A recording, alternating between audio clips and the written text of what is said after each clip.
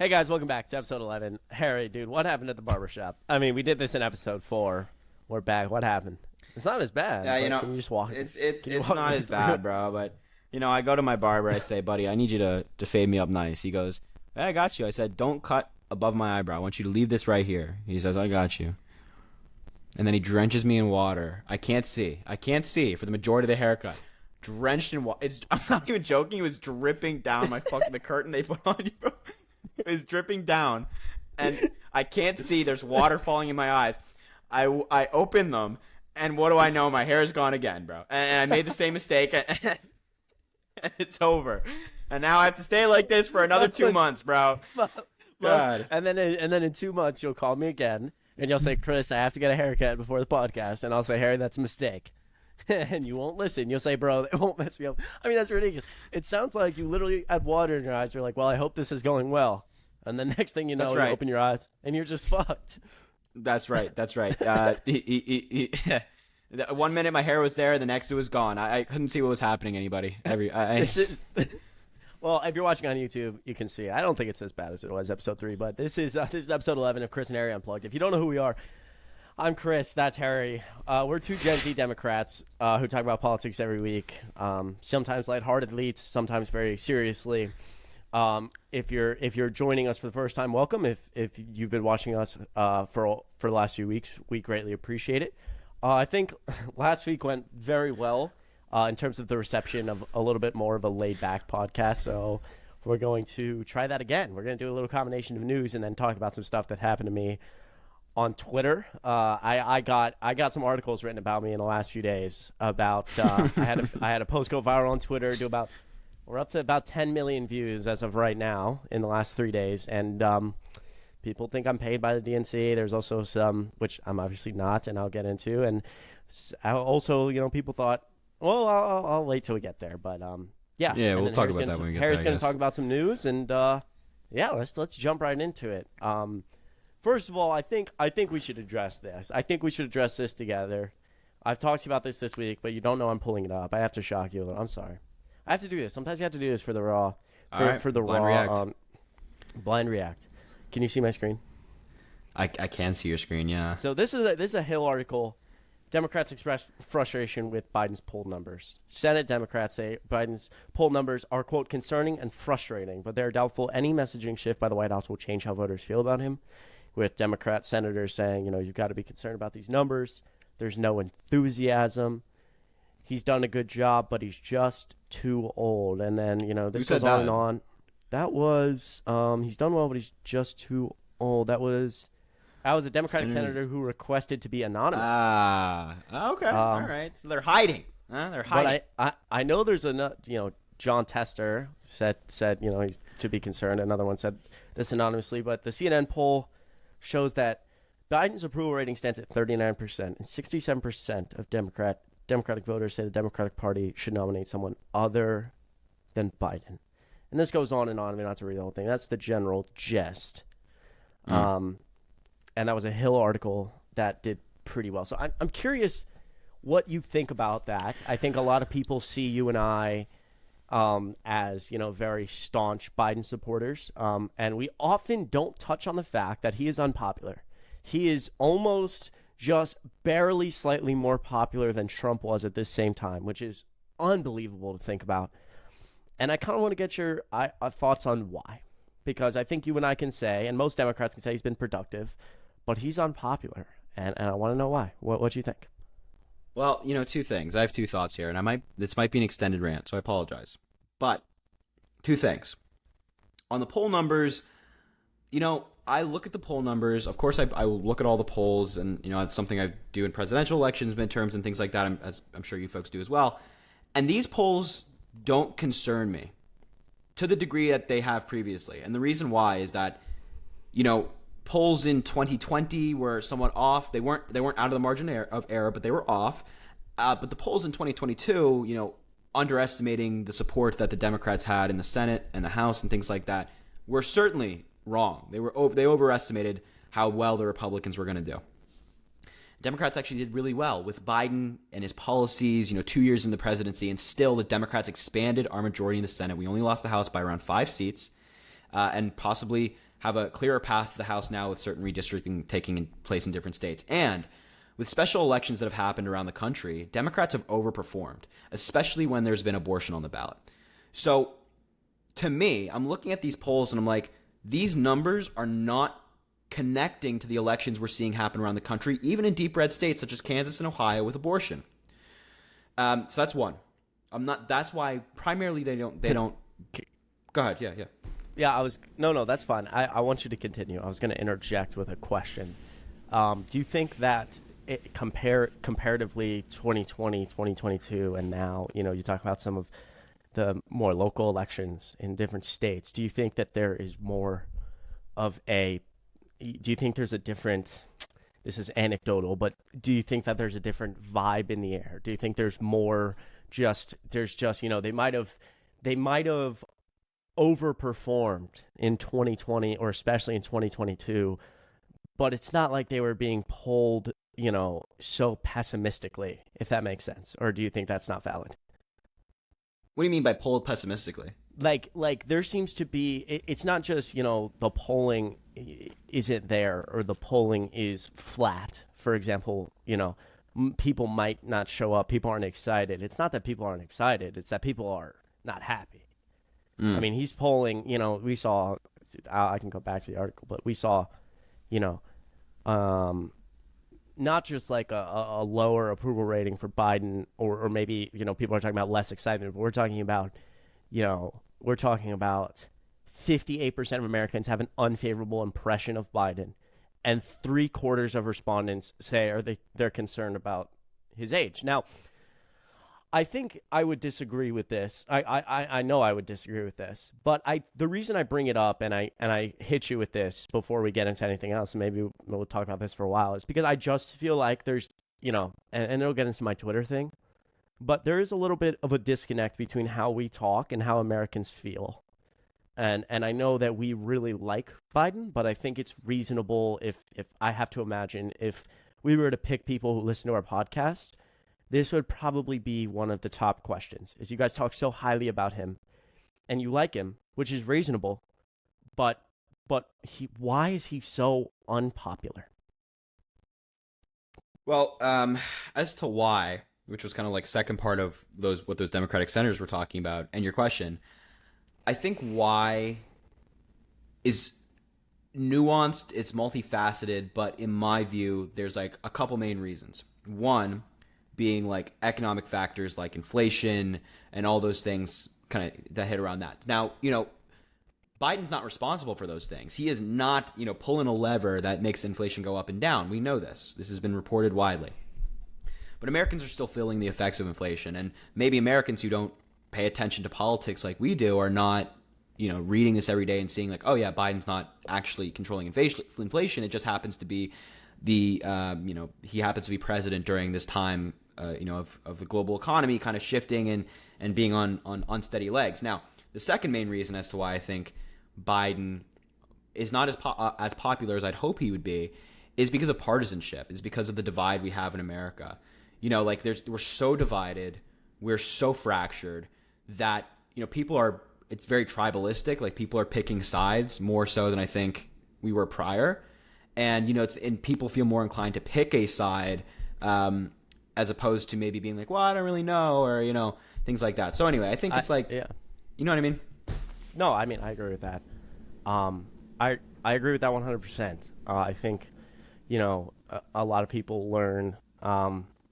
A lot of people in the political sphere and people who continue to look at politics, like you said, learn very quickly that politics is a very hard game because we're such an interesting country in the fact that a lot of people don't pay attention to politics, or if they do, they don't pay attention enough to care enough to vote. For example, the majority of people don't vote, and so it can be hard in a political atmosphere to understand how are all Americans feeling, how are Americans who are actually going to vote feeling, and then beyond that, how many Americans have a deep a deep understanding of what's causing these issues, which I'm not sure anyone necessarily will have those answers. Even I'm not trying to suggest we have those answers, but I'm trying to suggest, who's really paying attention and who's not, which again is fine if you don't. I think Harry and I have talked extensively about how we're nerds, so we're losers, so we pay attention to this shit all day. But I mean, and obviously, but the other factor becomes age. You know, he's an old guy. I think we can all agree he's an old guy, and I've seen the messaging shift. I've seen the messaging amongst Democrats we're almost on. I say we because I'm a Democrat, not because I have anything to do with our messaging, but I almost see Democrats taking a back foot all of a sudden. I almost see us going from Joe is the guy to, yeah, he's old, yeah, he's a grandpa, yeah, he goofs, but he's better than the alternative. And I just really am curious on your thoughts of, again, I'd probably disagree with that, but I'm just curious about, I know that everybody, regardless of how much you like him, can see the age. We can see the age. The question is, how much will he age in the next 2 years? He's already aged in 2 years. How much will he age in 2 more? And then if he wins again, in several more? And how much is that going to affect the perception of people going to the voting booth in 2024? Well, look, I was on Breaking Points recently, which if you're watching this on YouTube, you might know it's like a really popular political commentary channel, and they asked a similar question. And I said, I think concerns about Biden's age are valid. I don't think that anybody's being like, oh, he's old. I'm like, no, I'm not shrugging it off. No, I think that's valid. But look, I'm 20, right? I'm young. I have no concerns about his age. And the reason being is that, at least in terms of leadership, I understand Americans do, but in terms of his leadership, I have no problems because there are so many people around the president so that even, let's just say hypothetically, age does become a factor and it actually does catch up to Biden, which I don't think it has so far, but let's just say it does. There are so many people around him. And when you're voting for president, you're not only voting for the president, you're voting for the vice president, the people in the cabinet, the people in the judicial branch, all these different appointees that Biden's going to have. There's so many people around him, and we have a vice president for a reason, right? We have a vice president for a reason. And, given his accomplishments, given what he's done during his term, for me, the major policy he's passed, the fact that this guy who Republicans say is old is one of the most productive presidents in modern American history, I'm like, go for it again. Let's keep it going. Let's keep this going. And the fact of the matter is that people have to remember is that even if you think Biden is old and you think he's this or that and whatever, remember that the alternative is Donald Trump, the twice impeached, 4-time indicted sexual abuser. You've heard the story before. So I would rather take, and I've said this, I actually said this to Chris on the phone the other day. Even if Biden was half asleep, couldn't walk, didn't know where he was, all these things, he would still be a better president than Donald Trump. But what do you think? Like, do you think the age is... Yeah, Same question. It's interesting. I hear you. I think, in terms of, you say everyone wants to be tribalistic, I think is the word you use. Is that anyways. I hope so. Hope it's a word. Yeah, I hope that's a word, right? But I've actually turned from, in terms of his age, I have not, currently I am not taking a super strong position on it. I think my general thought is that I'm also not concerned with it right now, but I think it's valid. Now, in terms of a conversation about, that's Biden as a whole, in terms of a conversation about Biden versus Trump, for example, I just, will never see an argument where Biden's age should really even be talked about. This just isn't the time. This isn't the place. I don't think that there's any reasonable concerns where any person should say, oh, Biden's older, so, either I'm not going to vote or I'm going to vote for Trump. That's not reasonable.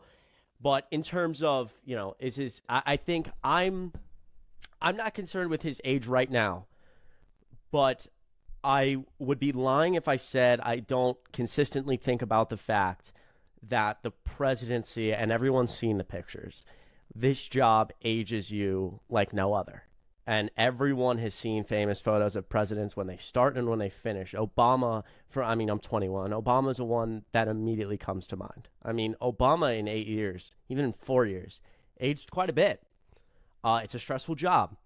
And I really like, we're going to talk about, in a second, we're going to talk about Biden's trips this week. And he killed it. I mean, he killed it. Even Fox News was like, yeah, he's, been in 5 different places and in 5 different days, and he's staying up all night and he's getting no sleep. And,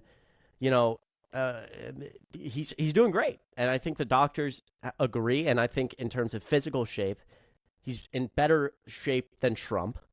I think in general, he's more fit to be president than Trump. I see Republicans talk about this, like at least never Trumpers talk about this, where they say, I see Biden bike every day. I see him walk. I see him exercise. His doctor says that he, even just in the White House, he exercises every day. He's a fit guy. Donald Trump is not a fit guy. And also, I hate this narrative that, Biden can't talk, Biden can't do this. I have a much, he's much better spoken, like he's clear spoken compared to like Donald Trump. I watched the most recent Trump interview with Tucker Carlson. It was nonsensical. It was almost hard to keep up with. And in my opinion, I don't think that occurs with Biden. But I'd be lying if I said I'm not growing. I'm not thinking about the idea that in 2 years he has aged, and I'm curious where he will be at in 2 more years. And I'm just kind of at the moment. I'd argue staunchly that it's not a problem, it's not a factor, and we should not be talking about it. But I think it's a valid concern, and I'm taking more of a back foot of let's see where we're at in 2 years. Sure. I mean, look, and by the way, I know you didn't mean it that way, but Chris means like he's still gonna vote for Biden. Just for the preference, because of course, in 2 years, of course, right? Of course. Someone could have misinterpreted that. There's no question here, right? Did I just get clipped? No, you didn't get clipped. No, you're right. I understood what you meant. I want to make it clear because again, I bring this up. This might be a sudden shift for people who have watched me. They're like, what's going on? I'm trying to break the mold. This idea that look, if you listen to me, if you look at me on Twitter, if you see me at all, you know that I am a staunch Biden supporter. I agree with Harry. He's been one of the most productive in so long. I just think for a second there should be a reasonable conversation about let's break the mold a little bit. Let's talk about things that are uncomfortable for us to talk about. I don't like talking about this factor that plays into Biden because again, I don't think people should be talking about it because we're facing, like Harry said, the threat of fascism in the United States. We're facing the threat of the EPA being gutted. We're facing the threat of a sexual assaulter who has 91 felonies. That's not. I just don't think it's even reasonable to be talking about this. But I think that I was just curious on Harry's thoughts, and I don't know. And I appreciate that. And I actually think you kind of said something earlier in what you were saying is right. Is that I think it's perfectly fine for people to have individual concern about the president's age. No issue. I think you have to make that determination by yourself. But what I don't think is reasonable is using Biden's age against him in a race against Trump. So I agree with you in the sense that, Biden's age when it comes to running against Trump, who is facing over 700 years in prison. Let me say that again. Over 700 years in prison for crimes against this country. There's no conversation to even be had about his age, right? It's decency versus criminality, folks. Right, exactly. I agree. And I'll hammer home the point again of just productivity. I mean, this guy has been so good, so productive. But the other reason I bring it up, and even if, people, I'm sure people on Twitter will run wild with, something I said.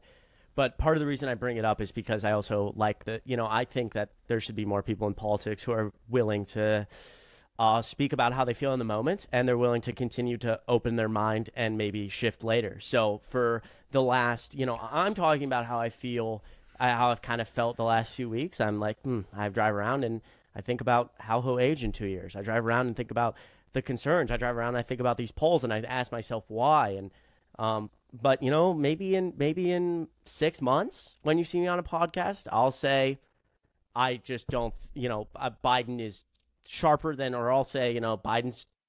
God forbid I say Biden's too old. I'm just saying, open your mind, be willing to have conversations with people. I think there's too many people in politics nowadays, Harry, that are so tribalistic. They're unwilling to talk about things that they don't want to talk about. So just thought I'd bring it up. No, it's definitely the age conversation about Biden is certainly not a fun one for Democrats, but it might not be fun for me as compared to other people, because when I'm thinking about why it's not fun, why it's just like I just don't care to talk about it, is because I genuinely just don't think it's a factor. Like I don't think that the age of Biden should be talked about at all in comparison to Donald Trump or the election, or if we should reelect him again. And I want to remind everybody, Donald Trump is 3 years younger than Joe Biden, right? So when you have all these, and let me say something else. When you have all these Republicans saying Biden's too old, remember that Donald Trump is 3 years younger, and the Republicans still have Chuck Grassley in the Senate. He's about to be 90 years old, right? Republicans in Iowa reelected Chuck Grassley. He's still sitting on committees in the Senate. He still has a significant amount of power. One senator actually has a decent amount of power, especially depending on the committees they sit on. Republicans have no problem with 90-year-old Chuck Grassley, who sends out the most incoherent tweets ever, and who was, presumed or was trying to preside over the joint session of Congress on January 6th. People are investigating that right now. No problem with that guy being in the Senate. No problem with Donald Trump, who's 3 years younger than Joe Biden. But Joe Biden, and look, the age thing and these like little petty attacks like the age, like the Hunter Biden things, the reason that you see it so often and the reason that Republicans continue to hit on it is because it's all they have. It's all they have. Biden has been one of the most productive presidents in modern American history. Policy that helps everybody in a bipartisan way, whether it be infrastructure, whether it be lowering healthcare costs. These things help everybody. Republicans can't attack him on that because they realize that Americans actually do support, investing in roads and bridges. Americans do support lowering healthcare costs. So they can't attack him on that. So they come up, they're sitting there in their rooms getting funded by the Koch brothers and all these other big Republican donors, thinking like, what's the best we can do on Biden that might actually resonate? Age Hunter Biden. That's all they have. Man. I actually think that's a fantastic point. That's like a really good point, that they're the obvious reason that they're going to hit on age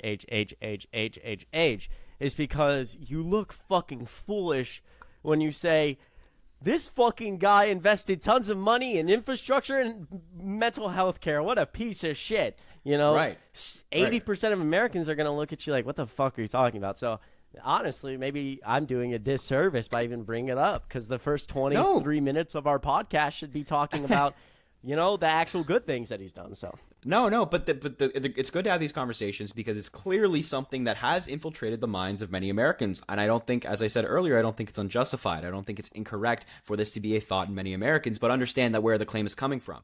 Nobody, and this is also a crucial point, not a single person who works near Biden or has worked in the White House and left, not a single person has ever said that Biden can't do the job. Not a single person close to Biden and his family, nobody has said he can't do the job. Donald Trump, when people left, they called him incompetent. They said he's not mature enough to do the job, right? So the only place that this claim is originating from is the Republicans. They are manufacturing this age issue to genuinely sway the opinions of American people on Biden. And I want to reiterate, it would be a different story if every single White House staffer and person who was meeting with the White House and Biden was like, yeah, Biden's like, he can't do it, right? The president of Vietnam today was like, Biden, you've aged, you're better than you were. Like, you've aged great.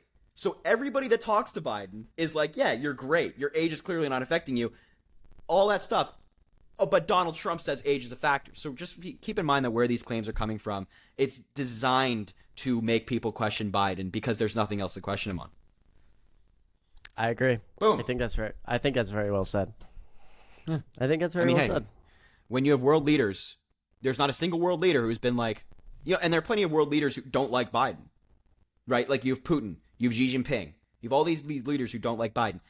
They've all praised him. They've all praised his mental acuity. The president of Vietnam praised him today. Even Kevin McCarthy, during the debt ceiling negotiations, I remember that. He's a really smart guy. Ted Cruz said that Biden rolled the Republicans over. Right. So what's the issue here, folks? I mean, if let's dive into the claim. Let's see where these claims. I'm sorry, I'm ranting about this stuff because it's so frustrating. No, I mean, I think it's reasonable. I was really curious on your thoughts, and I think you said it very well. We'll just have to see where it goes. I just see numbers like 67% of voters say the party should nominate someone other than Biden. That's crazy to me. That's a tough number. It's a tough number. But I want to remind folks that don't panic. Just work hard. And remember, we still have some trials to look forward to, folks. Yeah, we have right, some trials to look forward to for for the former guy.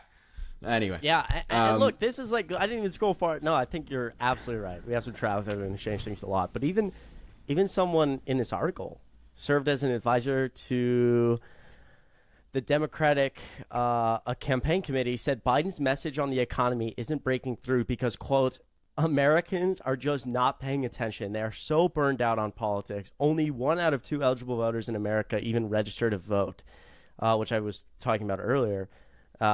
He thinks that the disengagement is a major factor behind Biden's weak numbers.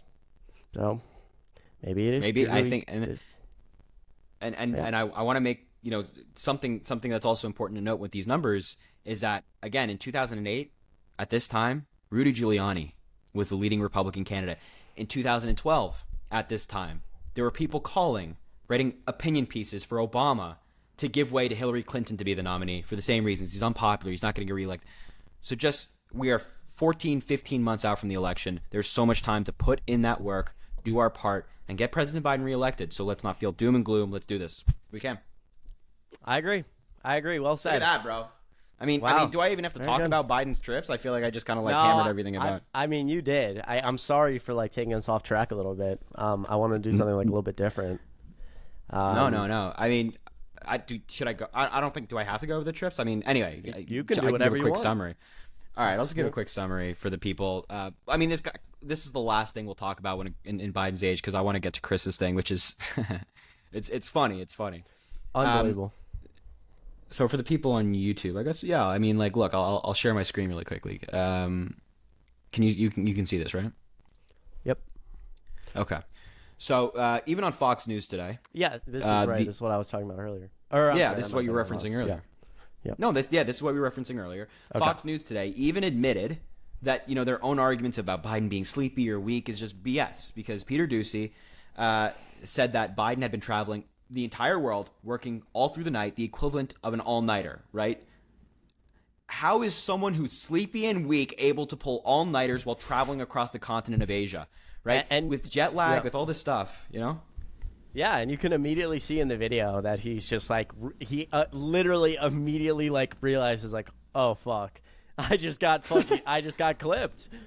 Should I play it? Do you want me to play it? Yeah, play it. All right, let's run it. He has been basically working all through the night, at the equivalent of an all-nighter Eastern time. So he's probably pretty tired, pretty jet-lagged. But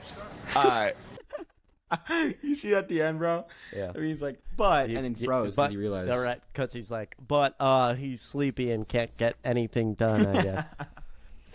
And yeah, now I'm even kind of changed. Again, I really like flow. I think it's really good to keep your mind open and flow a lot and think about these things. I think about them constantly, but again, I just thought to myself, it's almost I almost kind of agree more all of a sudden with your, it's a manufactured thing, because though the Republicans will grasp onto anything. I mean, there was a minute there where there was Fox News hosts suggesting that the cocaine found in the White House was Biden's, and that Biden shouldn't be doing.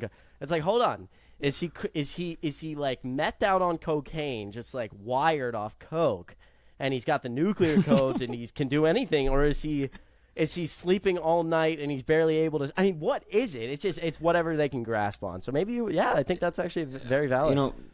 Because I think you and I look at it we're in politics, but we look at slightly different things on a daily basis. I think just a little bit. Yeah. I think we kind of look the big things that happen, we both pay attention to, but we pay attention to a little bit of a different kind of things. And I have always followed the age narrative on the right, because I'm trying to understand what they actually see, and I've thought about this a lot. And it is a manufactured thing. It's really just a made up thing.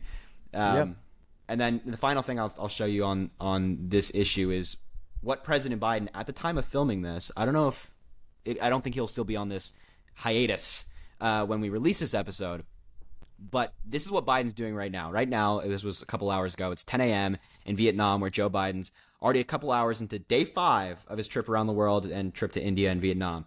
He's now, and then there's a map for the people on YouTube. You can see the trip that Biden's about to embark on, which is crazy.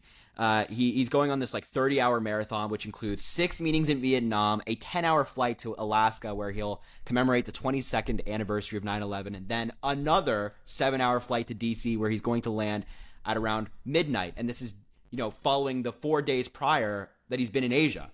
So I really question if there are Republicans watching, I really question how can someone be sleepy and their age is doing all this if they are traveling literally around the world and having constant meetings. I mean, yeah, that's incredible. And the quote there says, it's a big basement, and being satirical about, right. That's actually, dude, that's incredibly impressive. That is incredibly impressive. Yeah. I mean, and look, yeah. The only thing, and this, I promise this is the last thing I'm going to say about this. As a lot of people know, I used to live in Ireland. And, there's like a 5 to 6 hour time difference between, the East Coast of the United States and Ireland. And I remember when I was younger, taking these, and remember, younger, full of energy, taking these like 5-hour flights, being jet lagged and being wiped out. Couldn't operate, couldn't function, along with my family, along with everybody else that we traveled with. So the fact that this guy is going from East Coast United States to Asia and giving press conferences, having meetings, and then flying, hours across the Pacific Ocean is, as someone who's experienced serious jet lag, mind-boggling. Mind-boggling. God. Yeah. All right, that's it. I promise. Let's Done. go, bro. Now you're dead. Honestly, that was like, dude, I lobbed it up. I was like, I don't really have much to say on this. I just want to hear what he has to say. And now you've got me like literally hyped. I'm like, bro, that was convincing. I have to say, that was very convincing. Appreciate that. Well, I think about it a lot, man. Appreciate that. Yeah. Okay. So, yep. So anyway, that's the Joe Biden age thing. 32 minutes. That's crazy.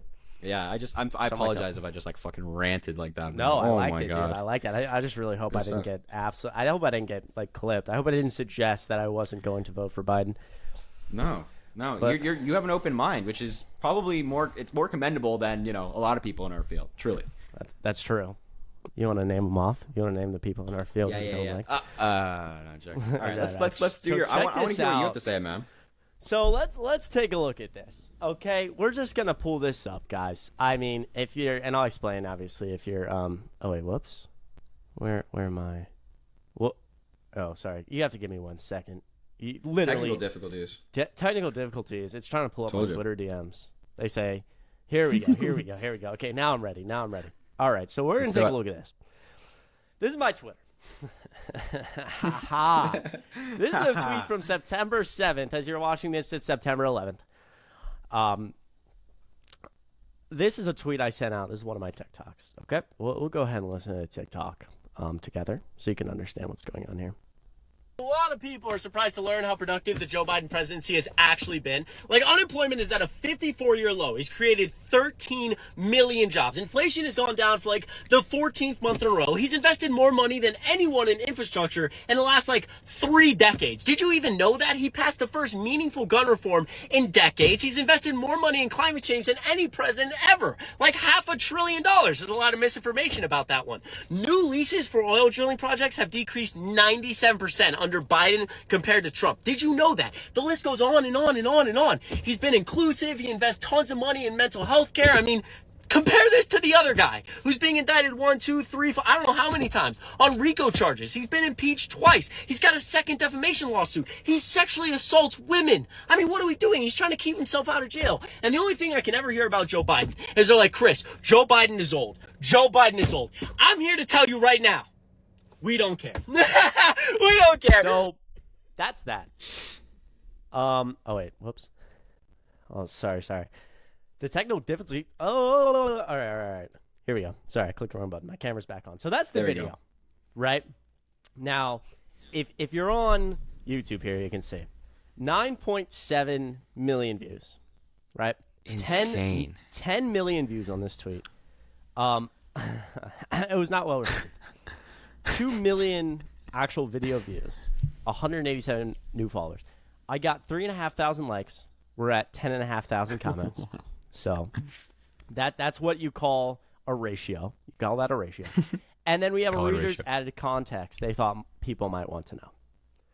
Chris's talent agency is paid by the DNC, and it links to a TikTok. Now I want to say a few things about this. Okay? I want to say a few things. As I'll pull up something else about this. But first of all, I'm not paid by the DNC. And I made a follow-up tweet about this. Harry and I have been labeled as paid by the DNC for a while. It is true that I don't know that you call it a talent agency. You know, It's I not. have right. It's not a talent agency. I have a management company that essentially manages me as if, you know, think about like, and again, I hate saying this, like truly, it makes me sound way bigger than I am. But I guess if you could imagine like any type of artist or movie person having a management, right? And the reason that I do that is because I often, especially in politics, get super flooded with tons of text, tons of emails, DMs. Now I'm trying to do multiple different social media platforms, Twitter, TikTok. And I have essentially people help me with managing a lot of that.